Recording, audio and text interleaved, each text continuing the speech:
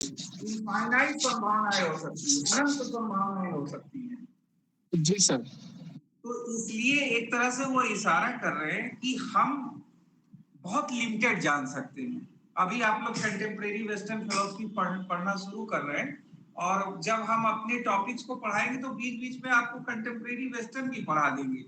आप लोग को जहां दिक्कत आएगा हमको भानु जी कोट कर देंगे कि यह टॉपिक पढ़ाना है, पढ़ा देंगे, कोई दिक्कत नहीं। लेकिन अभी हम इंडियन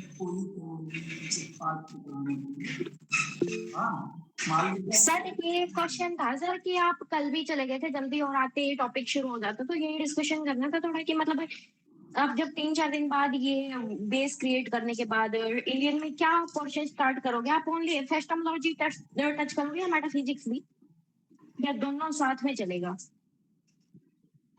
आप क्या समझना चाह रही हो? सर अगर दोनों हो जाए तो ज्यादा अच्छा है। क्या दोनों हो जाए? मतलब मेटाफिजिक्स एपिस्टेमोलॉजी साथ साथ चले किसी भी टॉपिक से रिलेटेड। एपिस्टेमोलॉजी साथ चले इंडियन, और क्या साथ चले? इंडियन एपिस्टेमोलॉजी और मेटाफिजिक्स। अच्छा, मेटाफिजिक्स साथ चले, इंडियन की मेटाफिजिक्स भी साथ चले ना? हाँ सर। हाँ, तो कोई बात नहीं, आप परेशान मत होइए। आप अभी शुरू से हमारे क्लासेस में हैं? हाँ सर, बस मेरा परसों वाला छुटा था, नहीं तो फर्स्ट डे से है सर हम। अच्छा, तो आप अप्रोच समझ पा रहे हो? हाँ यस सर। आप जल्दी में तो नहीं रहते? नहीं सर। हाँ, मैगी वाले नहीं तो सर। नहीं हो आप? नहीं। वो पाउच खोले और बना दिए? हाँ, नहीं सर, पता है क्या, बल्कि मेरे को ये चीज बहुत अच्छी लगी आपकी कि हाँ। ये जो चीजें आप बता रहे हो ना, ये किसी भी एग्जाम को अटेम्प्ट करने से पहले ना बेसिक रिक्वायरमेंट है, अगर आप फिलोसफी को एज ए सब्जेक्ट अप्रोच करते हो तो। और ये सिली मिस्टेक्स है जो हम लोग ध्यान नहीं देते हैं, अगर इन्हीं को नोट कर लेना हम लोग तो एक समराइज वे में हम लोगों के पास सब चीजें हो जाएंगी कि किन किन पॉइंट ऑफ व्यू को ध्यान देना है। ठीक है, अभी आपका नेट हो चुका है? क्या सर? नेट कर ली हैं आप? यस सर, जेआरएफ नहीं हो पा रहा है, 4 बार नेट है सर। 4 बार नेट है और जेआरएफ आपकी आपका हो जाएगा। हाँ सर, आप लोगों की दुआ रही तो हो जाएगा। इसीलिए आप अधीर हो रही है ना? कोई बात नहीं, चलिए। एक तो गुरु का आशीर्वाद है, मुख से सरस्वती बात करती है, तो इस बार हो सकता है आपका हो जाए। हाँ, और दूसरी चीज कि जिस अप्रोच से आपको ये महसूस हो रहा होगा कि इस बार सब चीजें एक नए कॉम्बिनेशंस के साथ साथ में आ रही हैं, ठीक है? हाँ सर। तो हमें जोड़ा गया है, तो हम तो बहुत डिटेल में जाके पढ़ाते हैं, और मेरा जोर सिर्फ अवधारणाओं पे होता है और बहुत डिटेलिंग करते हैं। तो कल आ जाए तो है अनीता मैम, कल आपके जाने के बाद यही डिस्कशन हो रहा था। अच्छा, एक और चलिए थोड़ा सा हम अब बीच में मालविका जी ने कहा, वैसे मेरे पास समय कम ही रहता है, मैं तो हमेशा घड़ी देखता रहता हूँ कि मुझे 8:57 पे बंद करना है इसको। खैर, देखिए कि हमारा एक अनुभव है ना कि 2 तरह से विश्व में लोगों को डिवाइड किया जा सकता है। मेरा अपना एक एनालिसिस कहता है, विश्लेषण। एक तो है आदत से मजबूर और एक इरादों की मजबूर, ठीक है? और दोनों में बड़ी बारीक अंतर होता है, बहुत महीन लकीर होती है। आप कंफ्यूज होते रहोगे हमेशा, आपको लगेगा कि यार ये आदत से मजबूर है, लेकिन जब आप कुछ दिन तक देखते हो, सारी चीजों का विश्लेषण करते हो, तो आपको महसूस होता है यार कि नहीं, ये कोई एक अलग तरह की कैटेगरी है। तब आप कहते हो यार ये इरादों का मजबूत है, ठीक है? तो इसका हम संदर्भ क्यों चर्चा किए कि हम जो है ना इरादों के मजबूत हैं। आपको लगता होगा कि सर लग रहा है कि ये बड़ा डिटेलिंग करने, ये सब जो है आदत से मजबूर है। नहीं, हम इरादों के मजबूत हैं और हम ऐसे ही करते हैं हर चीज में। और खासकर ईश्वर की ऐसी अनुकंपा रही कि हम ऐसा विषय पढ़े और ऐसे ऐसे टॉपिक पे शोध करने का हमें अवसर प्राप्त हुआ कि हम डिटेलिंग करते ही है। फिर भी कल डिस्क्लेमर दिए थे 2 तरह का कि सभी लोग अवधारणाओं में दो तरह से अप्रोच करेंगे। पहले उनकी आवश्यकता कितनी है, ठीक है, उनकी जितनी आवश्यकता होगी उतना अवधारणाओं तक जाएंगे, और दूसरा उनकी अपनी स्ट्रेंथ कितनी है, स्ट्रेंथ से बहुत ज्यादा नहीं जाना है। हाँ, एक छोटा सा संदर्भ चर्चा करके हम मूल बिंदु पे आते हैं, जो आज हम चर्चा करेंगे आप लोग से। थोड़ा चाहते हैं कि बौद्धिज्म पे चर्चा करें, क्योंकि वहां पे बड़ी अवधारणाएं भरी पड़ी हैं, तो हम चाहते हैं कि प्रकाश डालें। थोड़ा थोड़ा सा समय मिलेगा तो हम कंटेम्प्रेरी वेस्टर्न फिलोसफी के भी कुछ जगहों पे अवधारणाओं को आपको लाने की कोशिश करेंगे। एक परिघटना थी जिसकी चर्चा जो है हमको एक ज्योग्राफी के प्रोफेसर थे इलाहाबाद के, ओझा सर नाम से प्रसिद्ध थे, पूरा नाम हमको नहीं पता है, तेलियरगंज में कोचिंग चलाते थे। तो हम लोग जब हाँ हाँ ओझा ओझा सर थे, तो अब ओझा सर तेलियरगंज में जब कोचिंग चलाते थे तो हमें अवसर मिला उनके साथ पढ़ने का। हम भी कंपटीशन की तैयारी कर रहे थे, 2-3 साल किए थे, फिर किन्हीं कारणों से हम प्राइवेट सेक्टर में आ गए और एमबीए करके हम जॉब किए हैं 11-12 साल। तो वहां पर उन्होंने एक बड़ा महत्वपूर्ण एक कहानी बताई थी, आप सभी के लिए इम्पोर्टेंट है, और यह भी इम्पोर्टेंट है कि फिलॉसफी के लोगों को अलर्ट रहना चाहिए हमेशा। चीजों को हर चीज में एक, जिसको कहते हैं ना कि बैलेंस करना, वो बैलेंस करना बहुत जरूरी है, खासकर फिलॉसफी वाले लोगों को। आप अक्सर देखे होंगे कि 1-2 साल कोई फिलॉसफी पढ़ लेता है तो जैसे वो बहुत अजीब सा बिहेव करने लगता है, जैसे बहुत लगता है कि वो बहुत ज्यादा डेप्थ में जा रहा है या किसी चीज को बहुत वो करने लग रहा है। क्यों? बैलेंस का जरूरत है।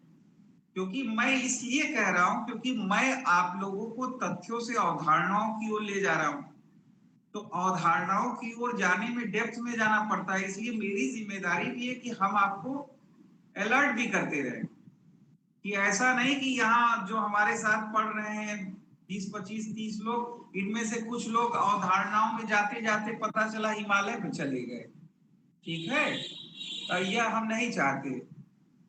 हिमालय पे ले जाने के लिए बहुत गुरु प्रवचन दे रहे हैं बैठ बैठ के, तो जिसको हिमालय में जाना है वो वहां से सुना करे, तमाम चैनल्स चल रहे हैं। तो अब देखिए वो क्या था संदर्भ, जो 2-4 मिनट में हम आपको बता दें, फिर उस पे आएंगे। उन्होंने कहा कि देखिए, अगर किसी भी प्रश्न का उत्तर देना है तो 3 चीजें इंपॉर्टेंट होती हैं। उन्होंने कहा 3 चीजें बहुत इंपॉर्टेंट है, एक चौथी भी चीज है, उसके बारे में मैं बाद में चर्चा करूंगा। उन्होंने कहा पहले 3 चीजें कि वह क्या है, कोई चीज में अगर आप वट लगा दे कि क्या है। फिर उन्होंने कहा कि कैसे है, ठीक है, समझ रहे हैं ना आप लोग कि क्या है, वट, यस कैसे है। फिर आप लगा दे कि कब, ये चीजें कब परिघटित हुई या कोई अवधारणा कब बताई गई। एक चौथी चीज को लेके उन्होंने सावधान किया, जो हम लोग के खाने में चली आ जाती है, वह है क्यों। क्यों, समझिए आप लोग, क्यों वाला जो मसला होता है ना, कि धरती जगत की उत्पत्ति कैसे हुई, तो कोई कहेगा कि ईश्वर ने किया, तो प्रश्न आ जाएगा क्यों किया, क्या हो गया था उनके मन में, क्या आ गया, काहे को रचा ये सब। तो ये क्यों वाला जो हिस्सा होता है ना, वह बहुत सोच समझ के चलने वाला हिस्सा होता है। तो अगर आप किसी चीज को ढंग से अप्रोच करेंगे तो कोई फर्क नहीं पड़ेगा, ठीक है। हम तो बड़ा डेप्थ में पढ़ते हैं, लेकिन हमें कोई फर्क नहीं पड़ता इन सब चीजों से, क्योंकि हम उसको उस अप्रोच से लेते हैं। लेकिन आप देखेंगे कि थोड़ा बहुत 2-4 किताब कोई पढ़ लिया, इसके बाद वो लगेगा एकदम, जैसे लगेगा कि पता नहीं क्या हो गया, ओशो हो गया वो, समझ रहे हैं ना आप। तो वो सब नहीं होना चाहिए। तो उन्होंने एक परिचर्चा की कि हम लोग के एक बहुत जाने माने प्रोफेसर थे, जिनका 1-2 साल पहले जो है देहांत हुआ है, वह, उनका नाम था B N Dwivedi sir. Contemporary western philosophy पढ़ाते थे दिल्ली में भी, दृष्टि में विकास देवी कीर्ति के कोचिंग में भी वो जाके पढ़ाते थे। तो एक बार उन्होंने क्या किया कि वो जो ज्योग्राफी के ओझा सर थे ना, उनसे लिफ्ट मांगा, कहा कि सर आज हमें लिफ्ट दे दीजिए, मेरे घर तक छोड़ दीजिए, आज मैं अपना स्कूटर नहीं लाया हूँ, भूल गया हूँ। तो उन्होंने कहा अरे गुरुजी, ये तो मौका आप हमको दे दिए और नहीं लाए, कोई बात नहीं, आप बैठ जाइए। और बैठ गए वो। इसके बाद जब वो अपने इलाहाबाद यूनिवर्सिटी से 2-3 किलोमीटर आगे आए, कटरा चौराहे के आसपास, तो वो चिल्लाने लगे बीएन द्विवेदी सर, कहे रोकिए सर, रोकिए रोकिए रोकिए। तो वो कहे कि अरे क्या हो गया, अभी तो घर आपका आया नहीं, क्यों बीच में रुकवा रहे हैं? कह रहे हैं कि हम स्कूटर लाए हैं, भूल गए थे। स्कूटर तो खड़ी है वहां पे। तो समझ रहे हैं कि क्या स्थिति होती है। तो ऐसा हम लोग को नहीं बनना है, बड़े सावधानी के साथ अप्रोच करना है। अब आइए मूल बिंदु पे आते हैं। अच्छा, इनमें से जो लोग भी हम अभी जुड़े हुए हैं इस पे क्लासेस में, आप लोगों में से अब जैसे इंटरेक्शन से हम शुरू करते हैं, इसके बाद फिर थोड़ा सा इंडियन पे अवधारणाओं पे डिस्कस करते हैं कि बौद्धिज्म में, और खासकर जिन लोगों का नेट हो गया है, तो नेट हो गया है, ऐसे लोग थोड़ा सा पार्टिसिपेट करेंगे ना तो अच्छा लगेगा, क्योंकि फर्दर उनको एक स्टेप आगे जाना है। बाकी लोग भी कोशिश करें, जिनका नहीं भी हुआ है और बढ़िया है भाई, उनके अंदर और वो रहेगा। तो जो लोग नेट हो गया है, इसलिए हम कह रहे हैं क्योंकि वो थोड़ा बहुत थोड़ा पढ़ चुके हैं, 2-4-10 किताब पढ़े होंगे। तो आप इसमें से ये बताइए कि भगवान बुद्ध ने जो उपदेश दिया था, उसको किस प्रकार से अलग अलग प्रकार से समझा गया, और कैसे कौन कौन से मत उभर के आए, और उनके पीछे की क्या अवधारणा रही। इसलिए ना, क्योंकि बड़ा विशिष्ट है ये। आप देखेंगे कि बौद्ध दर्शन, इस पे हम पीडीएफ भी कर रहे हैं, बौद्ध दर्शन की ज्ञान मीमांसा पे हम पीडीएफ इस बार अप्लाई कर रहे हैं पोस्ट डॉक्टरल फेलोशिप के लिए। इसलिए हमारा तो बड़ा प्रिय विषय है ये बौद्धिज्म। तो आप लोग ये बताइएगा कि ये जो भगवान बुद्ध ने उपदेश दिया, उस उपदेश का स्वरूप क्या था, उसको किस प्रकार से लोगों ने समझा, और किस प्रकार से मत विभेद हुआ, और जो मत उभर के आए उनके पीछे की क्या अवधारणा थी। क्या कोई ऐसा व्यक्ति है जो इसको बता सकता है या इस पे प्रकाश डाल सकता है? हाथ खड़ा करे और फिर बोले। जो लोग नेट कर चुके हैं कोशिश करें, वो पढ़े होंगे जरूर, क्योंकि बहुत सारे प्रश्न आते हैं। भानु जी को छोड़ के बाकी कोई आप लोग में से जो लोग भी हैं, हाँ मालविका जी देखिए, बहुत बढ़िया। कल हम क्या कहे थे कि सही गलत होना दर्शन में कोई महत्व नहीं रखता, सबसे ज्यादा महत्व रखता है कि आप अपना मत रख सको। बताइए मालविका जी, सबसे पहले आपका हाथ उठा। दो कॉन्सेप्ट आते हैं सर यहाँ पे, हाँ है बताइए। ना। जब क्या आदर्श रहे, किस डायरेक्शन में बुद्धिज्म को महात्मा बुद्ध लेके गए, है ना। तो एक निकृष्ट अवधारणा हो सकती है, और एक इसका उत्कृष्ट रूप हो सकता है। निकृष्ट अवधारणा ये हो सकती है स्वयं की मुक्ति का जो प्रयास होता है, ठीक है। और जिसको बोलते हैं बौद्धि प्राप्त करना। और एक जो दूसरा स्टेप होता है ना, अपने साथ साथ दूसरों की भी मुक्ति का प्रयास करना, बौद्धिस्तव का जो कॉन्सेप्ट है। आप किस कैटेगरी में हैं? बौद्धिस्तव ही कह सकते हो सर। कह सकते हैं। आप क्लियर हो कि नहीं हो खुद के बारे में? तो क्लियर होना चाहिए। जैसे हाँ सर, अपने अकॉर्डिंग क्लियर है सर। अब भानु जी लेकिन बोधिसत्व हैं, इसमें कोई संदेह किसी को नहीं होगा, क्योंकि अपने पार कर गए नैया, इसके बाद सबके लिए लगे हुए हैं। ठीक है। तो यही कॉन्सेप्ट को बौद्धिस्तव को ही सर अलग अलग वे में मॉड्यूलेट करने की कोशिश की गई है, कंटेम्परेरी इंडियन फिलोसफर्स में भी देखा जाए और आगे आज तक भी। अच्छा मालविका जी, 1 मिनट आप बोलिएगा। एक बात हमें स्पष्ट लग रही है कि जब आप लोग से कोई प्रश्न किया जाता है और जब आप लोग स्टार्ट करते हो ना, तो साफ दिखाई देता है कि स्पेसिफिक नहीं हो पाते। तो ये आप लोग अपने नोटिंग में लिख लीजिएगा कि आप लोग इंटरव्यू में भी बड़ा काम आएगा, कि कोई प्रश्न पूछा जाए ना तो आप स्पेसिफिक तरीके से उसको अप्रोच करो। ऐसे अप्रोच किया, बहुत खुशी हुई। और इससे डरिएगा मत कि अब सर कह दिए कि स्पेसिफिक अप्रोच करो तो हमको क्या पता है स्पेसिफिक। मनीष जी आप हाथ उठा रहे थे, और फिर आशुतोष जी। आशुतोष जी तो अच्छा बोलते हैं। जी सर, हाँ, गुड इवनिंग सर। बताइए। सर जहां तक मैं समझ पाया हूँ कि बौद्ध दर्शन का जो विकास हुआ है विशेष रूप से जो अपने वेदों को लेकर के जिस तरह से उपनिषदों में ईश्वर की कल्पना और जो जातिवाद था उस पर एक कह दीजिए सटीक, यदि मैं अपने अपने शब्दों में कहूं तो सटीक प्रहार था। जिस तरह से शूद्रों का जीवन अस्त व्यस्त था, उनको एक मूल नागरिक होने का अधिकार ही नहीं दिया जाता था, उस समय बौद्ध दर्शन का विकास हुआ। और इस बौद्ध दर्शन का सबसे अनुकूल बात ये लगा कि इन्होंने समन्वय भाव को लेकर के चले हैं, कभी एक पक्ष को लेकर के नहीं चला।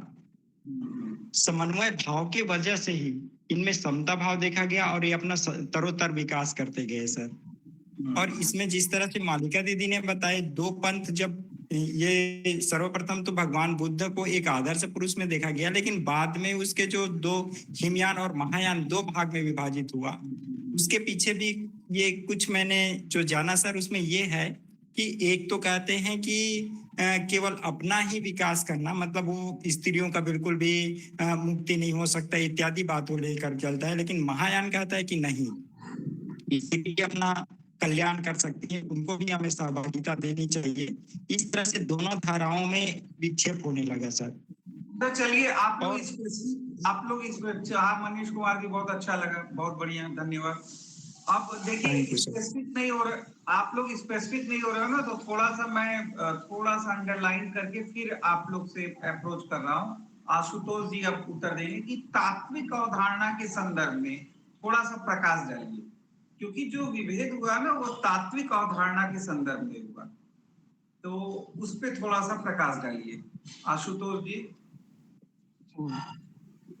सर एक चीज जो मैंने पढ़ी है वो क्षणिकवाद के सेंस में थोड़ा सा, बहुत बढ़िया सर क्षणिकवाद पे। और सबसे बड़ी चीज कि वो जो होता है ना कि जो कारण है वो कार्य को उत्पन्न करने के बाद, हो सकता है मैं आगे पीछे हो रहा हूँ तो आप बोलिए। तो जो कारण है सर वो कार्य को उत्पन्न करने के बाद कहते हैं क्षणिकवाद है, तो वो उसकी समाप्ति हो जाती है। इस पे बहुत कटाक्ष उनको सहना पड़ा। और मेरे को थोड़ा सा टाइम हो गया पढ़े हुए, रिवीजन नहीं किया उसका मैंने, नहीं तो इस चीज की विवेचना भी बहुत सुंदर तरीके से की गई है। फिर इसके लिए एक बाह्य अनुमेयवाद की विवेचना भी इससे जुड़ी हुई कहीं ना कहीं मिलती है, कि वो जो कारण है वो एक संस्कार पैदा करके और उसका विनाश हो जाता है या वो समाप्त हो जाता है। बहुत बढ़िया आशुतोष जी, आपने कुछ अंडरलाइन किया है, 2-3 बात। अब स्पेसिफिक तो हम उसको डिटेल में बताएंगे, लेकिन फिलहाल मैं अंडरलाइन लोगों के लिए कह दूं कि देखिए 2 पद इन्होंने प्रयोग किया है। जैसे अर्जुन का निगाह कहाँ था, मछली के एकदम आंख पे, तो वैसे ही 2 पॉइंट्स अगर पकड़ेंगे इनके, जो भी वक्तव्य ये बोल रहे हैं, प्रश्न का जो पूछा गया उसके संदर्भ में, उसमें एक तो क्षण भंगवाद को लाए, क्षणिकवाद को लाए, और दूसरा एक वाह्य अनुमेयवाद को लाए।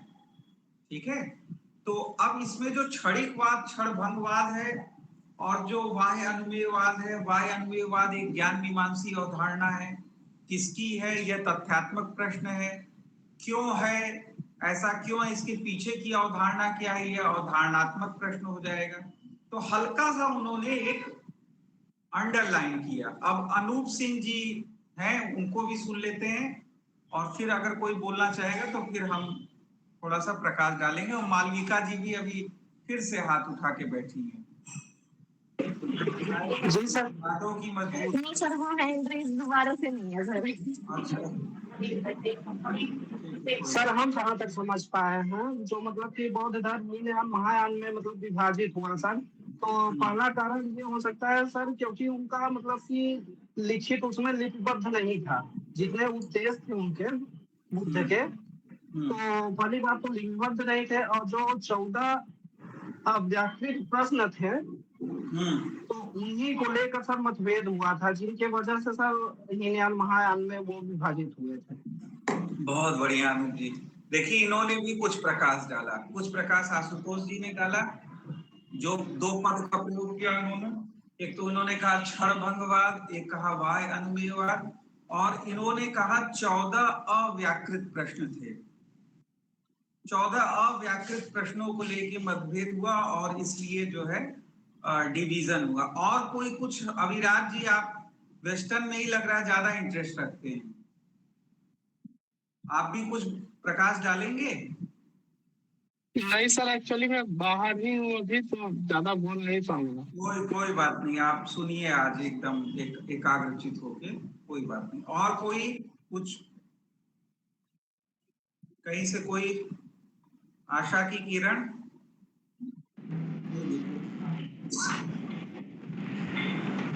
अनूप सिंह जी फिर हाथ उठाएं। नहीं सर, वो पहले का ही था। अच्छा पहले का ही, कोई बात नहीं, पहले का ही। अच्छा चलिए, आप लोग जो भी बता दें। अच्छा देखिए, जब ये ऐसा इसलिए हो रहा है ना, कोई आश्चर्य की बात नहीं कि आप लोगों में से अधिसंख्य लोग ऐसे हैं जिनमें से बहुत सारे लोगों ने नौकरी किया है और बहुत सारे लोगों ने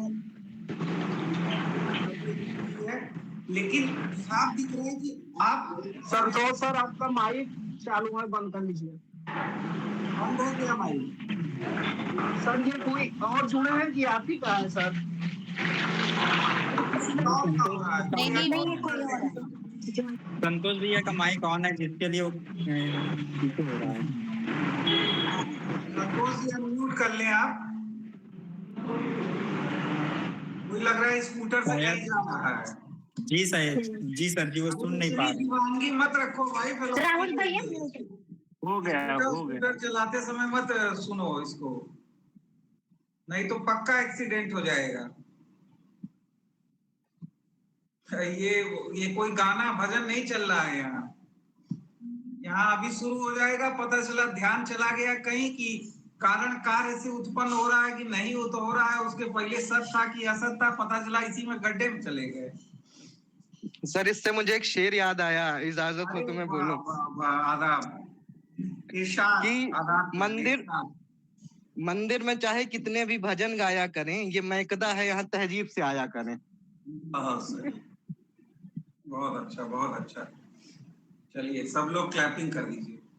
अच्छा, अब जो हम पॉइंट बताना चाह रहे हैं, देख रहे हैं हम तो घड़ी ही देख रहे हैं कि सब फटाफट समय बीत रहा है। तो देखिए कि जब आप लोग किसी चीज को अप्रोच कर रहे हो ना, तो साफ दिख रहा है कि आप लोग उस चीज के, जिसको कहते हैं ना एसेंस, मर्म, किसी भी चीज की अवधारणा जो सेंट्रल पॉइंट्स होता है, उस सेंट्रल पॉइंट पे नहीं जा रहे हो। देखिए अब उसमें 2-3 पॉइंट तो कहे गए, उसकी चर्चा हम करेंगे, वो आएगा भी, क्षणभंगवाद भी आएगा, वाह्य अनुमेयवाद तो चलिए बाद में आएगा, और जो इन्होंने अव्याकृत प्रश्नों की चर्चा की वो भी आएगा। लेकिन देखिए मूल चीज क्या थी जिसपे डिवीजन हो रहा था, उसको समझने की कोशिश करिए कि भगवान बुद्ध या जो महात्मा बुद्ध थे, उन्होंने मूल रूप से क्या किया कि जो तात्विक अवधारणा प्रस्तुत की, जिसको हम लोग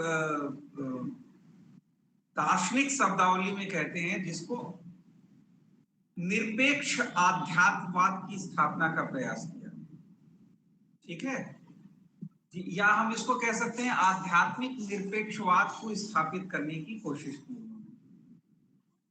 तो यह उनकी तात्विक अवधारणा थी। निरपेक्ष आध्यात्मवाद का मतलब यह है कि जो एकमात्र तत्व है, इसके रूप में उन्होंने निर्वाण को स्वीकार किया, ठीक है, यह इनकी तात्विक अवधारणा थी। और इस तात्विक अवधारणा तक जहां वो पहुंचे थे, और फिर कैसे जो अन्य मतों ने उसको दूसरे तरफ मोल्ड कर दिया, दूसरी तरफ ले गए, उसकी अवधारणा को समझने के लिए आपको जो आशुतोष जी ने चर्चा की ना, क्षणभंगवाद, क्षणिकवाद, उधर आपको ध्यान देना होगा। आप लोगों में से कितने लोगों को पता है कि क्षणभंगवाद का उपदेश महात्मा बुद्ध ने नहीं दिया था। कितने लोगों को पता है? या सभी लोग मानते हैं इसको कि उन्होंने जो उपदेश दिया था वो क्षण भंगवाद का ही दिया था? जब ये शून्यवाद का कॉन्सेप्ट जब आता है सर जाके, तब आता है ना क्षणभंगवाद का कॉन्सेप्ट, जब संप्रदाय डिवाइडेड हो गए। हाँ, तो संप्रदाय डिवाइडेड हो रहे थे इन्हीं सब कारणों से, ठीक है। उसी को समझाने की कोशिश कर रहे हैं कि इसके पीछे की अवधारणा क्या है। तो पहली चीज तो आप लोग ये समझिए ना कि जो भगवान बुद्ध ने उपदेश दिया था वो अनित्यवाद का दिया था, क्षणिकवाद का नहीं दिया था। यह अवधारणा आप लोग को ध्यान में रखनी चाहिए कि भगवान बुद्ध का जो उपदेश था, जिस वो आध्यात्मिक अद्वैतवाद की स्थापना करना चाहते थे, निरपेक्ष आध्यात्मवाद की स्थापना करना चाहते थे, उसके लिए जो उन्होंने उपदेश दिया था वो अनित्यवाद का दिया था।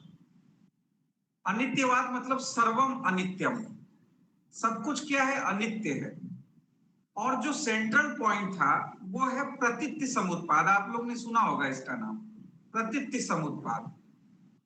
इस प्रतीत्य समुत्पाद की व्याख्या कैसे हो, इसी आधार पर यह डिवीजन हुआ। तो जो सेंट्रल पॉइंट है वो क्या है? प्रतीत्य समुत्पाद, जिसको कार्य कारणवाद कहते हैं ना बौद्धिज्म का, यही है सेंट्रल पॉइंट। और इसी प्रतीत्य समुत्पाद के संदर्भ में भगवान बुद्ध ने, महात्मा बुद्ध ने अनित्यवाद का उपदेश दिया था। और जो हीन यानी थे, यानी जो वैभाषिक थे और स्वतांत्रिक थे, इन्होंने इसी अनित्यवाद को क्षणिकवाद में परिणित कर दिया, क्षण भंगवाद में परिणित कर दिया। उन्होंने उपदेश दिया किसका? अनित्यवाद का, लेकिन इन्होंने क्या इसको परिणित कर दिया? क्षण भंगवाद में। तो आप लोग यह कॉन्सेप्ट में क्लियर रखिए कि यह महात्मा बुद्ध का उपदेश नहीं था। महात्मा बुद्ध का उपदेश अनित्यवाद का था। उसको परिणित किसने किया? हीन यानियों ने क्षण भंगवाद में परिणित कर दिया, और जो क्षणिक धर्म है उनको ही सत्य मान लिया। इसलिए जो भगवान बुद्ध द्वारा जो उनके अंदर जो इंटेंशन था, आध्यात्मिक अद्वैतवाद की स्थापना, यानी निर्वाण ही एकमात्र तत्व है, इसकी वो स्थापना करना चाहते थे, उसके स्थान पर हीन यानी जो वैभाषिक है और स्वतांत्रिक है, उन्होंने किस तात्विक सिद्धांत की स्थापना की? बहुतत्ववादी वस्तुवाद की। किसकी स्थापना की? बहुतत्ववादी वस्तुवाद की। भगवान बुद्ध किसका उपदेश दे रहे थे? भगवान बुद्ध उपदेश दे रहे थे आध्यात्मिक अद्वैतवाद का, कि निर्माण ही एकमात्र सत्य है और सभी कुछ क्या है? अनित्य है, मृषा है, दुख रूप है, प्रातीतिक है, न सत है न असत है। लेकिन इन्होंने इनके अनित्यवाद को किसमें परिणित कर दिया? क्षणिकवाद में। और क्षणिक धर्मों को ही सत्य मान लिया और बहुतत्ववादी वस्तुवादी तात्विक सिद्धांत की स्थापना की। इस अप्रोच से कभी पढ़े आप लोग? नहीं सर, अब पढ़ेंगे। हाँ, तो जब नहीं पढ़ेंगे तो फिर समझ में भी नहीं आएगा। और जब आप किसी इंटरव्यूअर के सामने बैठ जाएंगे जहां प्रबुद्ध लोग, बड़े बड़े प्रोफेसर और ये लोग बैठे रहेंगे, तो फिर आपकी गुरुओं का अपमान होगा, आपका अपमान नहीं होगा। किसका अपमान होगा? आपकी गुरुओं का अपमान होगा। पूछेंगे कहां से पढ़े हो, आप बताएंगे फला से पढ़े, बनारस हिंदू यूनिवर्सिटी से पढ़े। तो लोग कहेंगे यार यही पढ़ाया जा रहा है बनारस हिंदू यूनिवर्सिटी में। इनको बेसिक कॉन्सेप्ट ही नहीं पता है। अच्छा, इस दृष्टिकोण से आप देखेंगे तो जो महायानी है वह हीन यानियों की तुलना में भगवान बुद्ध द्वारा जो प्रेषित उनका उपदेश था उसके ज्यादा करीब थे। क्यों? क्योंकि विज्ञानवादी निरपेक्ष विज्ञानवाद नामक तात्विक सिद्धांत की स्थापना करते हैं, जिसे निरपेक्ष प्रत्ययवाद भी कह सकते हैं आप। अविनाश जी, हम आ रहे हैं। और दूसरी तरफ जो शून्यवादी है वो निरपेक्ष शून्यवाद की स्थापना करते हैं। तो यह जो निरपेक्ष आध्यात्मवाद था या आध्यात्मिक अद्वैतवाद था, वह जो है निरपेक्ष विज्ञानवाद और निरपेक्ष शून्यवाद के रूप में परिणत हो गया बाद में, विज्ञानवाद और शून्यवाद में, जो महायानियों का डिवीजन था। लेकिन हीनयानी ने क्या किया, बहुत तत्ववादी वस्तुवाद की स्थापना कर दी। तो ज्यादा करीब कौन थे, हीनयानी थे कि महायानी थे? महायानी। महायानी थे, ये निष्कर्ष निकाल लिया आप। अब इसके पीछे की भी तो अवधारणा होगी। अब अभिराज जी का हम पहले हाथ उठाए, उनसे प्रश्न लेते हैं, इसके बाद फिर हम चर्चा करते हैं। बताइए अभिराज जी। सर मेरा एक प्रश्न आ रहा है मन में कि आखिर हीनयान क्यों कहा गया और महायान को महायान क्यों कहा गया?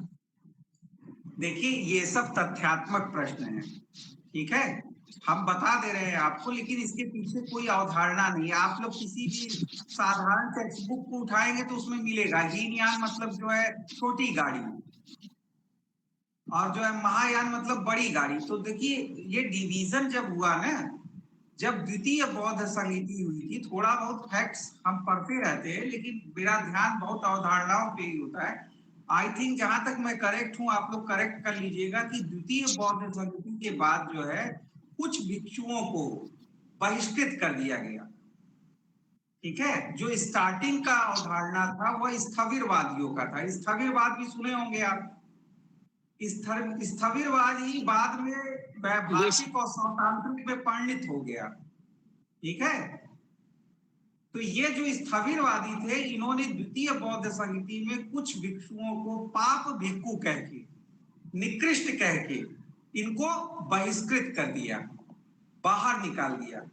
जब ये बाहर निकले तो इन्होंने स्वयं को कहा महायान, और जो स्थविरवादी थे उनको कहा हीनयान,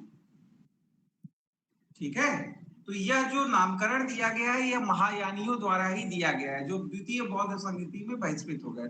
खैर, ये तथ्यात्मक संदर्भ है, ये किसी भी, अच्छा, हम जो अप्रोच बता रहे हैं वो कहीं मिलेगा नहीं सर, वो सर एनालिसिस से मिलेगा। जो फैक्ट है वो तो हर जगह मिल जाएगा, ठीक है। फैक्ट्स तो आपको हर जगह मिल जाएगा। तो फैक्ट्स पे जो है, जब हम डिटेलिंग करेंगे तो फैक्ट्स में भी कुछ आप लोग को बताते रहेंगे, लेकिन अभी हम लोग का ध्यान अवधारणाओं पे रहना चाहिए। लेकिन अभिराज जी ने प्रश्न किया, बहुत अच्छा लगा। अच्छा, अब हम किस बिंदु पे थे कि ज्यादा करीब महायानी हो गए, क्योंकि एक तरह से वह अद्वैत तत्व की स्थापना कर रहे हैं, विज्ञानवादी विज्ञान की स्थापना कर रहे हैं, और शून्यवादी शून्यता की स्थापना कर रहे हैं, और उसको एकमात्र तत्व के रूप में स्वीकार कर रहे हैं। और यह शून्यता उनके लिए भी क्या है, निर्माण है। और जो विज्ञानवादियों के लिए भी है, वह भी विज्ञान क्या है, सब कुछ विज्ञान है, विज्ञप्ति मात्रता सिद्धि, जो वसुबंधु ने लिखा था, तो वह भी क्या है, निर्माण है। और यही बात कौन कह रहा था, महात्मा बुद्ध भी कह रहे थे कि हम निरपेक्ष अध्यात्मवाद या आध्यात्मिक अद्वैतवाद की स्थापना वो करना चाहते थे। और उनके जो दिए गए जो उनके उपदेश थे उससे साफ झलक रहा था। लेकिन हीनयानियों ने थोड़ा सा ट्विस्ट किया कि जो उनका अनित्यवाद था उसको क्षणिकवाद में परिणित कर दिया। अच्छा, अब आप लोग के मन में ये भी प्रश्न उठता होगा कि आखिर ऐसा उन्होंने किया क्यों और किस प्रकार किया, उसके पीछे की भी तो कोई अवधारणा होगी। अगर हीनयानियों ने क्षणिकवाद में परिणित कर दिया अनित्यवाद को, तो उसके पीछे की भी तो कोई अवधारणा होगी। देखिए, इसके पीछे की अवधारणा यह थी कि क्षणिकवादियों ने प्रतीति समुत्पाद की एक नवीन व्याख्या की, ठीक है। भगवान बुद्ध ने जो प्रतीति समुत्पाद की व्याख्या की थी, उस प्रतीति समुत्पाद के अनुसार जो ये प्रतीति समुत्पाद है वो सापेक्ष कार्य कारणवाद है, सापेक्ष कारणवाद है। और यहाँ सापेक्ष का एक विशेष अर्थ प्रयुक्त किया गया भगवान बुद्ध के द्वारा, महात्मा बुद्ध के द्वारा। वो कहा गया कि प्रातीतिक। सापेक्ष का मतलब क्या है, प्रातीतिक, यानी जो भी प्रतीति समुत्पन्न है, यानी जो भी कार्य है वह क्या है, प्रातीतिक है, वह अनित्य है, वह दुख रूप है, वह मृषा है, वह न सत है न असत है। तो यह जो उनका प्रतीति समुत्पाद था, वो यह बताता था कि जो कुछ भी प्रतीति समुत्पन्न हमें प्रतीत होता है वह सब क्या है, प्रातीतिक है। तो इससे क्या स्थापित हो गया, अनित्यवाद स्थापित हो गया। लेकिन यहीं पर हीनयानियों ने ट्विस्ट किया या अपनी अवधारणाओं में चेंज लाया और उन्होंने कहा कि नहीं, सापेक्ष का यह अर्थ नहीं है जो लोग इसको डिफाइन कर रहे हैं। जो ये लोग डिफाइन कर रहे हैं यह अर्थ नहीं है, बल्कि यहाँ सापेक्ष का अर्थ है कारण की अपेक्षा, यानी कारण की अपेक्षा रखकर कार्य की वास्तविक उत्पत्ति। इस सेंस में उन्होंने प्रतीति समुत्पाद को व्याख्यायित किया। उन्होंने कहा यह प्रातीतिक नहीं है, कार्य जो है प्रातीतिक नहीं है, बल्कि कार्य क्या है, वास्तविक है। और जो सापेक्ष का अर्थ है उसका अर्थ प्रातीतिक ना होकर बल्कि कारण की अपेक्षा है, यानी किसी कार्य की उत्पत्ति होती है कारण की अपेक्षा रखकर। और फिर यह जो अनित्यवाद है वह क्षणिकवाद में परिणित हो गया और कहा कि क्षणिक धर्मों की धारा बह रही, ठीक है। और उन्होंने कहा जो ये क्षणिक धर्मों की धारा बह रही है वह क्षणिक धर्म क्या है, सत्य है, रियल है, वास्तविक है। कोई बता सकता है कि इन्होंने क्षणिक धर्मों को सत्य क्यों कहा? इनमें से कोई इसकी अवधारणा बता सकता है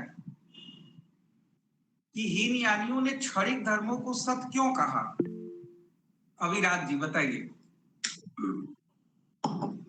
सर उसका जो क्षणिक धर्म जो था ना, उसमें वो उसको बोलते हैं वो प्रवाह नित्य वस्तु नहीं है, ठीक है। वो धर्मों की धारा के रूप में बोलते थे और धर्म को दो प्रकार से शायद बोलते थे कि एक चेतन है और एक अचेतन, और दोनों परस्पर। हाँ ये सब अभी हम स्पेसिफिक ये पूछ रहे हैं कि जो हीनयानी है वो बहुत तत्ववादी वस्तुवाद है, ठीक है सर। ये क्षणिक धर्मों को सत्य मान रहे हैं, जिसको भगवान बुद्ध अनित्य मान रहे हैं, मृषा मान रहे हैं, प्रातीतिक मान रहे हैं, उसको सत्य मान रहे हैं। अभी ये स्पेसिफिक प्रश्न है कि यह इसको सत्य क्यों मान रहे हैं? सर वो धर्म को विज्ञान मानते हैं और भौतिक परमाणु के रूप में मानते हैं, स्वीकार। बहुत बढ़िया अविराज जी, हम बता रहे हैं। देखिए जैसे जैसे आदि गुरु शंकराचार्य हैं, वो ब्रह्म को एकमात्र सत्य क्यों मानते हैं, यह तो आप लोग को पता होगा। मालविका जी बताइए, हाथ उठाए। सर ये कह रहे थे ना कि क्या होता है कि ये बोलते हैं ना बुद्धिज्म वाले कि जब चीजों का क्षणिक प्रभाव होता है तो उससे वस्तुओं का नित्य रूप निखर के आता है। इस कारण मानते हैं। क्या सर? ये आपकी अपनी इंडिविजुअल व्याख्या लग रही है। नहीं सर, इंडिविजुअल तो नहीं है। किसी टेक्स्ट में पढ़ा है आपने? कोई बात नहीं, जो भी है ठीक है। चलिए आनूप सिंह जी आप बताइए। सर क्योंकि उसमें कोई भी अगर सत्य है वो इसलिए मतलब कि ये क्षणिक वस्तु है इसलिए सत्य है क्योंकि उसमें उत्पन्न करने की क्षमता है सर। वो एक के बाद एक। सभी लोग क्लैपिंग करिए, सभी लोग क्लैपिंग करिए। अनूप सिंह जी के लिए सभी लोग क्लैपिंग करिए। देखिए जब आप अपने दिमाग पर जोर डालेंगे तो ऐसी ही चीजें निखर के सामने आएंगी। यही मेरा प्रयास है। आज समझ लीजिए मेरा 4 दिन पढ़ाना सफल हो गया। आज चैन की नींद आएगी हमें, आज सोएंगे हमको मजे से। अनूप सिंह इसके लिए वो होंगे, मतलब उन्हीं का वो रहेगा ब्लेसिंग। आज बहुत बढ़िया इन्होंने बताया। अनूप सिंह जी ने बहुत अच्छी चीज कही। अब हम इसको व्याख्यायित कर रहे हैं कि इन्होंने बिल्कुल स्पेसिफिक, जिसको मछली की आंख कहते हैं ना, वहां पर निशाना मार दिया कि क्षणिकवाद, क्षण भंगवाद जो हीनयानियों ने स्थापित किया नित्यवाद से, उन्होंने क्षणिक धर्मों को इसलिए सत्य कहा क्योंकि सत्य की इनकी एक स्पेसिफिक परिभाषा थी। जो परिभाषा अनूप सिंह जी इशारा कर रहे हैं वह क्या कहा था उन्होंने परिभाषा में? अर्थ क्रिया कारिकत्वम सत्वम, यानी जिस चीज में अर्थ क्रिया कारित्व हो, कार्य को उत्पन्न करने की क्षमता हो, वह सत्य है। और जिसमें भी कार्य उत्पन्न करने की क्षमता होगी वह क्षणिक होगा। इसलिए जो कुछ भी क्षणिक है वह सत्य है, ठीक है। यत क्षणिकम तत्सत, यह मिलेगा आप लोगों को पुस्तक में। तो इसलिए क्षणिक धर्मों को सत्य माना क्योंकि जो क्षणिक धर्म है उनमें अर्थ क्रिया कारित्व होता है और सत्य का लक्षण ही इन्होंने यही दिया है। इसलिए इन्होंने क्षणिक धर्मों को सत्य माना और क्षण भंगवाद की स्थापना की। और क्षण भंगवाद जब क्षणिक धर्मों को ही सत्य मान लिया और क्षणिक धर्मों का निरंतर प्रवाह मान रहे हैं, तो इसी के आधार पर उन्होंने बहुतत्ववादी वस्तुवाद नामक तात्विक सिद्धांत की स्थापना की। मालविका जी भी कुछ बोलना चाह रही है, बोलिए मालविका। तो ऐसा पूछना था सर कि क्या नाम है, अभी आपने ये कहा कि मतलब क्षणिकवाद से सबका जो स्वरूप है वो प्रकाश में आता है, तो सर इसका वो नित्य रूप ही तो है, सतरूप जो है। मालविका जी आराम से, दोनों में डिफरेंस क्या है सर? आराम से पूछिए फिर से। ये कह रहे हैं सर कि जो क्षणिकवाद के बारे में आपने बताया कि इससे जो सत्य का स्वरूप है वो प्रकाश में आता है, तो सत्य का सब जो स्वरूप है वो नित्य ही तो है, दोनों में डिफरेंस क्या हुआ? क्या फिर से रिपीट करिएगा, पीछे क्या बोलिए आप, एक लाइन। जो सत्य का स्वरूप है सर वो नित्य है, तो दोनों में डिफरेंस क्या हुआ? क्योंकि चीज तो मैंने यही बोली थी ना सर, नित्य रूप जो है वो प्रकाश में आता है। अच्छा, नित्य रूप, देखिए नित्य रूप प्रकाश में आता है। अच्छा, तो आप कहना चाह रही है कि हम जो बोले थे वो सही था, अनूप सिंह जी को जो श्रेय मिल रहा है वो ठीक नहीं है। नहीं सर, वो नहीं कह रहे सर हम। अगर कुछ एरर है सर वो तो उसको क्लियर करो ना सर, बस ये कह रहे हैं। हम क्लियर करने के लिए बैठे हैं, आप शांत होइए, हम क्लियर कर रहे हैं। देखिए, जो आप कह रही है ना कि जो नित्य स्वरूप, पहले तो ये क्षण भंगवाद को मान रहे हैं, ठीक है, क्षणिक धर्मों के निरंतर प्रवाह को मान रहे हैं। तो इसपे जो आप नित्य स्वरूप का संदर्भ ला रही है ना, ये नित्य स्वरूप का संदर्भ नहीं है। यहाँ संदर्भ यही है जो अनूप सिंह जी ने बोला, स्पेसिफिक है कि कोई भी चीज सत्य तभी होगी जब उसमें अर्थ क्रियाकारित्व होगा हीनयानियों के अनुसार, और जिसमें भी अर्थ क्रियाकारित्व होगा उनके अनुसार वह क्षणिक ही होगा। इसीलिए कहा है कि यत् क्षणिकम तत् सत्, जो भी क्षणिक होगा वह सत्य होगा। इसीलिए उन्होंने कहा कि क्षणिक धर्मों की का प्रवाह हो रहा है, यानी भूत भौतिक धर्म यह भी क्षणिक रूप से प्रभावित हो रहे हैं, जिसमें उन्होंने कहा पृथ्वी, जल, अग्नि और वायु के जो परमाणु हैं, महाभूत हैं, यह भी क्षणिक रूप से प्रभावित हो रहे हैं, निरंतर प्रवाहित होते चले जा रहे हैं। और इसी प्रकार चित्त चैत्य धर्म जो है यह भी निरंतर प्रवाहित होते चले जा रहे हैं, क्योंकि क्षणिकवाद का दो स्वरूप मिलता है। आगे चल के डिटेल में हम आप लोग को बताएंगे, एक तो संतानवाद और एक संघातवाद, सुना होगा आप लोगों ने नाम, संतानवाद और संघातवाद, ठीक है। तो अब देखिए, चलिए जो भी बात है अब डिटेल में जब हम पढ़ाएंगे तो और डिटेल में आप लोग को बताएंगे। तो आप लोग एक चीज तो आप लोग अब समझे होंगे आज की क्लास से कि कैसे किसी चीज को अप्रोच किया जाता है। जैसे एक बेसिक सी चीज थी कि भगवान बुद्ध ने किस दृष्टिकोण को प्रतिपादित किया, तात्विक दृष्टिकोण से, तो वो अप्रोच क्या होना चाहिए, आप लोग को समझ में आए कि ये बेसिक चीज तो पता होनी चाहिए। अगर हमको अद्वैत मत के संदर्भ में यह पता है कि वह कह रहे हैं कि ब्रह्म ही एकमात्र सत्य है, और हम बड़े उससे कहते हैं ब्रह्मम सत्यम जगन मिथ्या जीवो ब्रह्मो नापरा, बार बार कहते रहते हैं। तो जब और दर्शन को भी पढ़ रहे हैं ना, तो उसी तरह की स्पेसिफिक जानकारियां होनी चाहिए, पहली चीज। दूसरी चीज की जो डिवीजन हुआ, उस डिवीजन के पीछे जो सेंटर पॉइंट में था वह कौन सा सिद्धांत था? प्रतीत्य समुत्पाद का सिद्धांत। जिस प्रतीत्य समुत्पाद की व्याख्या में भगवान बुद्ध अनित्यवाद को स्थापित कर रहे थे, लेकिन हीनयानियों ने क्या किया, इसको क्षण भंगवाद में परिणित कर दिया और बहुतत्ववादी वस्तुवाद की स्थापना की। इसके पीछे की क्या अवधारणा है, इस पर भी हमने एक थोड़ा प्रकाश डाला, ठीक है। अब इसके बाद दो और मत बन जाते हैं आपके, एक निरपेक्ष विज्ञानवाद है और एक निरपेक्ष शून्यवाद है, जो महायानियों का है, ठीक है। उनका भी अपना एक अप्रोच होगा कि आखिर विज्ञानवाद किस प्रकार से अपने मतों को रखता है, यह भी तो एक दृष्टिकोण होगा। वो क्यों कहता है कि बाह्य वस्तु सत्य नहीं है, जो भी बाह्य वस्तु है वह सत्य नहीं है, विज्ञान ही एकमात्र सत्य है, तो उसके पीछे की भी कोई अवधारणा होगी। अच्छा, इनमें से कितनों को पता है कि विज्ञानवाद का जो विकास हुआ है वह हीन यान के किस मत से प्रभावित है? हाथ खड़ा करिए। मालविका जी आप बताइए। बाह्य अनुमेयवाद से है सर। हाँ, बाह्य अनुमेयवाद, सौत्रांतिक से। बहुत बढ़िया, सभी लोग क्लैपिंग करिए मालविका जी। अनूप सिंह जी से कंपटीशन है इनका, वो नित्य स्वरूप वाला उनको अंदर था ही नहीं सर, मेरा खुद से कंपटीशन है सर। नहीं नहीं, कंपटीशन रखिए, पॉजिटिव कंपटीशन रखने में क्या बुराई है? पॉजिटिव कंपटीशन रखना चाहिए। बहुत बढ़िया, बहुत बढ़िया। देखिए सबकी क्लैपिंग आ रही है। अच्छा, आप इसकी अवधारणा बता सकती है? चलिए ये तो तथ्य हो गया, ये तो एक फैक्ट हो गया मालविका जी। हाँ, ये कि फैक्ट मतलब बाह्य अनुमेयवाद से क्षणिकवाद की तरफ कैसे मॉड्यूलेट होता है, यही चीज ना बतानी है सर। नहीं, ये बतानी है। हमने जो प्रश्न किया था कि विज्ञानवाद हीनयान के किस मत से प्रभावित होकर अपने मतों को स्थापित करता है?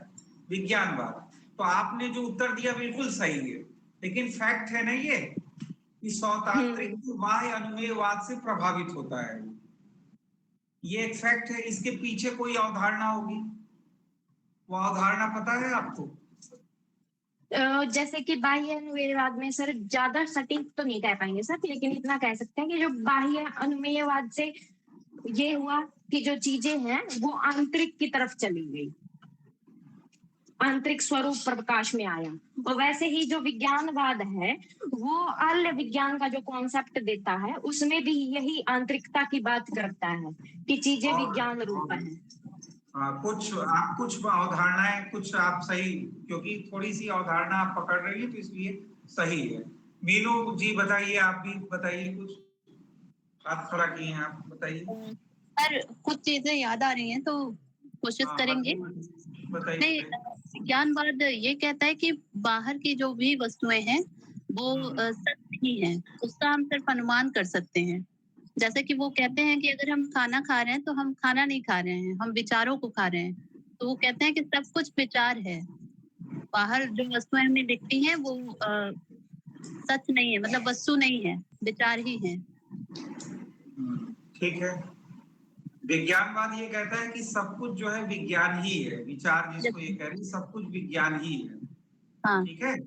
Yes sir. अच्छा, अगर मान लीजिए हम वस्तुवादी बन जाए, आप लोग से परिचर्चा करने लगे, अब तो देखिए बिल्कुल मेरे पास 2 मिनट का समय है, तो दुआ सलाम ही कर लें, लेकिन चलिए थोड़ा सा बेस बना देते हैं। सर आप क्लास 7:30 बजे कह रहे हो? हाँ, मतलब 8 से 9 रहता है तो 8:30 बजे शुरू कर लिया, 8:30 कह रहे हो, 7:30 बजे ही शुरू कर लिया करो सर आप। चलिए 7:45 में कह दूंगा, और थोड़ा सा और भी काम रहता है, 7:45 पे आप लोग आया करिए, थोड़ा समय मिल जाएगा।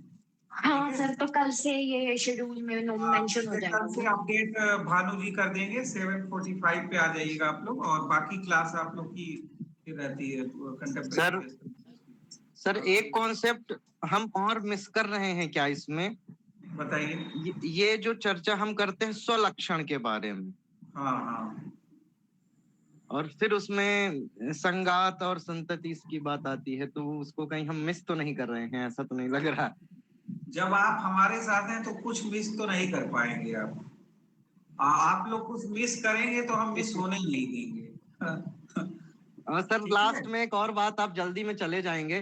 सर मैंने फिलोसफी कॉलेज में नहीं पढ़ी है, जैसा मैंने आपको बताया था पहले भी कि मेरा इंटरेस्ट था, इसलिए मैंने इसको एमए में लिया, और मेरी बड़ी इच्छा थी सर कि मैं क्लास में बैठ के और ऐसे लेक्चर लूं जैसे आप दे रहे हैं। लेकिन तो मेरी आपकी इच्छा पूरी होगी, आपको आशीर्वाद है, और जिस चीज का संकल्प ले लेंगे, दिल से ले लेंगे, वो निश्चित पूरी होगी। और आशीर्वाद है कि किसी दिन आईआईटी में बैठ के आप ऐसे बोल रहे हो, क्योंकि फिलॉसफी डिपार्टमेंट वहां भी है। ठीक है। जी सर, तो आशीर्वाद है। और अब 1-2 मिनट है, बस एक थोड़ा सा आधार हम आप लोग को दे दे रहे हैं कि जो आप लोग डिस्कस कर रहे थे कि जैसे अगर हम वस्तुवादी हो जाएं और आप लोग को चैलेंज करें, क्योंकि हम लोग स्वतांत्रिक समझे, और जैसे कि मालविका जी ने बताया कि स्वतांत्रिक से ही प्रभावित होकर विज्ञानवादियों ने अपने मत की स्थापना की, और अगर हम वस्तुवादी हो जाएं और आप लोग को हम चैलेंज करें कि आप लोग प्रत्युत्तर दो, कि भाई हम तो वाह्य वस्तु को मान के रहेंगे और आप लोग को चैलेंज दें, तो आप लोग को एज अ विज्ञानवादी क्या क्या आप तर्क प्रस्तुत कर सकते हो, तो ये देखिए आप लोग का दिमाग खुलेगा। वैसे तो आके कुछ पढ़ा के चले जाओ तो उसमें कोई तो फर्क पड़ता नहीं है, कोई चीज इनोवेटिव होनी चाहिए, ठीक है। तो हम लोग का प्रयास यही है कि आप लोग न सिर्फ नेट जेआरएफ निकालें बल्कि इस विषय के साथ न्याय करें, स्वयं के साथ न्याय करें, इस देश के साथ न्याय करें, समझ रहे हैं, और एक ऐसे नागरिक बन के और एक ऐसे योद्धा बन के उभरे कि आप सबको गर्व हो, आसपास सभी लोगों को, ठीक है। तो आशुतोष जी ने भी विचार व्यक्त किया कि हम ऐसे करना चाह रहे हैं लेक्चर, तो आप सब ऐसे आगे बढ़े, और यही कह के आज हम समाप्त कर रहे हैं। 9 बजे से आप लोग की क्लास है, 7:45 पे कल फिर मिलेंगे। आशुतोष ये कह रहे हैं सर कि हम ऐसे ही सुनना चाह रहे हैं आपको। जी सर, जी सर। करना की बात अभी नहीं। सर अगर चाहो तो मतलब मॉर्निंग में क्लास ले सकते हो आप। ये सुनना चाह रही है तो हम सुनाते रहेंगे, घबराइए मत, इसमें तो हम बहुत हाँ सर। मतलब हमको कोई बैठा ले तो 1 आध 2 दिन 3 दिन तक हम बोलते ही रह रहे हैं, तो सर ऐसा ही मजा आ रहा है लेक्चर, ऐसा ही लेक्चर चाहिए था सर हमको। सर आपकी क्लास में आके लगता है कि फिलोसफी को एज ए फिलोसफी अप्रोच कर रहे हैं हम लोग। हाँ जी बस सर। बिल्कुल इसी तरह होना चाहिए। देखिए हम भी यही चाहते हैं आप लोग जीवन में कभी आगे जाए ना तो इसी तरह से बिना हाथ में कलम पेंसिल लिए अवधारणाओं के आधार पे सब कुछ अभिव्यक्त करें, और ये सब आप लोग मेहनत करेंगे तो आशीर्वाद से प्राप्त होगा। 9 बजे आप लोग की क्लास है, चलिए आप लोग क्लास में अब चलिए। Thank you sir. Thank you sir, thank you sir. Thank you sir. Thank you so much. Thank you sir. Thank you sir. अब सर चले गए। अब प्रणाम आप सर। आ गए ना, आप अपना बताओ क्या Good evening, हाल चाल sir. है आपके। हमारे हालचाल तो ठीक है। अब सबका पूछ लेते हो, थोड़ा आपका भी पूछ लिया जाए ना। वही सर तो। मैं पूरा दिन वेट करता हूँ इस क्लास का।